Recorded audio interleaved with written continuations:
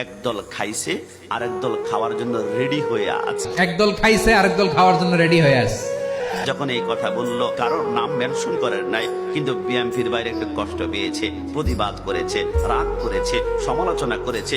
তিনাদেরকে রাগ ভাঙানোর জন্য ওই ভাই 2 দিন পরে ফেসবুকে আরেকটা স্ট্যাটাস দিল, মা ছেলের আবেগঘন মুহূর্ত দেখি ইস আমার হৃদয়টা শান্তি লেগে গিয়েছে, যাতে করে বিএমপির বাইরে একটু খুশি হয়ে যায়, রাজি হয়ে যায়। কিরে বাবা, একটা রাজনৈতিক দল রাগ করেছে, তুমি রাগ ভাঙানোর জন্য পাল্টা স্ট্যাটাস দিতে পারো, কিন্তু আমার নবীকে সেই ব্যক্তি বলেছিল কাউবয়, নবীকে বলেছিল রাখাল, নবীকে বলেছিল স্টাফ, নবীকে বলেছিল কর্মচারী, কিন্তু তার পাল্টা একটা স্ট্যাটাস দেখলাম না।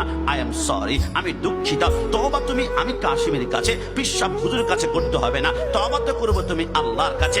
আল্লাহর কাছে মাথা নত তুমি করতে চাও না, একটা রাজনৈতিক দলকে খুশি করার জন্য পাল্টা স্ট্যাটাস দিতে পারো, রাগ ভাঙাতে পারো, আর মদিনাওয়ালার শানে গুস্তাখি করে তুমি ক্ষমা চাও না। বুঝে গেল তোমরা মদিনার সনদে ইসলাম বাস্তবায়ন করতে চাও না, বাংলাদেশে জঙ্গির আস্তানা বানাতে চাও।